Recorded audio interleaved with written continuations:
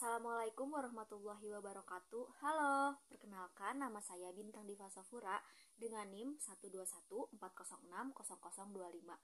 Saya dari jurusan Humas kelas 6A. Di sini saya akan membahas mengenai teori pengurangan ketidakpastian atau Uncertainty Reduction Theory yang merupakan konsep yang sangat berguna untuk memahami bagaimana kita mengelola ketidakpastian dalam interaksi manusia, terutama saat pertemuan pertama atau ketika memasuki lingkungan baru. Dikembangkan oleh Carl Berger dan Richard Calabrese pada tahun 1975, teori ini membantu kita melihat proses alami di mana manusia mencoba mengurangi ketidakpastian untuk mengembangkan hubungan yang lebih baik dan juga lebih efektif. Nah, inti dari teori ini adalah bahwa ketika kita bertemu dengan orang baru atau berada dalam situasi baru gitu ya, kita cenderung merasakan ketidakpastian. Ketidakpastian ini bisa terkait dengan perilaku, pikiran, keyakinan, atau emosi orang lain. Kita tidak tahu apa yang harus diharapkan, bagaimana harus bersikap, atau apa yang orang lain pikirkan tentang kita gitu, maupun sebaliknya. Lalu ada 3 jenis ketidakpastian yang bisa kita alami dalam konteks interaksi sosial. Yaitu yang pertama, ada ketidakpastian perilaku. Kepastian ini berkaitan dengan tindakan atau perilaku orang lain. Misalnya, apakah mereka akan bersikap ramah atau bersikap dingin? Apakah mereka cenderung formal atau mereka cenderung santai? Saat kita bertemu orang baru, kita mungkin bingung tentang bagaimana harus bersikap untuk mendapatkan respon yang diinginkan gitu, yang kita inginkan maupun yang mereka inginkan. Lalu yang kedua ada ketidakpastian kognitif. Ketidakpastian ini merujuk pada ketidakpastian tentang pikiran dan keyakinan orang lain.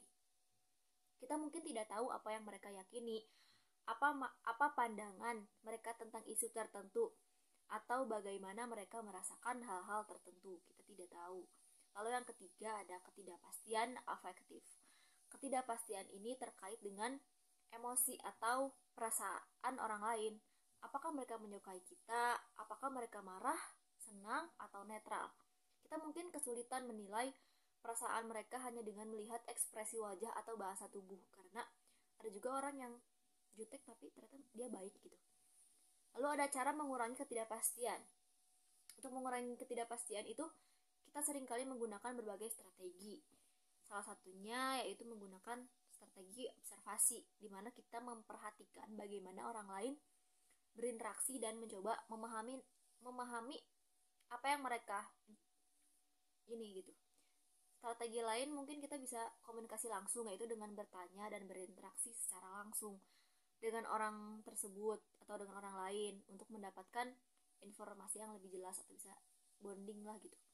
Contoh sehari-hari itu salah satunya yang umum mungkin saat hari pertama di tempat kerja baru. Kita mungkin merasa ketidakpastian tentang budaya perusahaan itu, ekspektasi pekerjaan orang lain terhadap kita atau kita terhadap pekerjaan itu, atau cara berinteraksi dengan rekan kerja.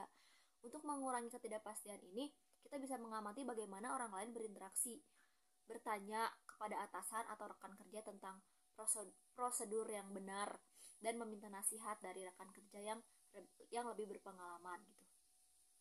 Nah, menggunakan pendekatan ini kita dapat memahami bagaimana mengurangi ketidakpastian itu dapat membantu kita gitu untuk mengembangkan hubungan yang lebih kuat, juga meningkatkan komunikasi interpersonal dan merasa lebih nyaman gitu dalam situasi baru.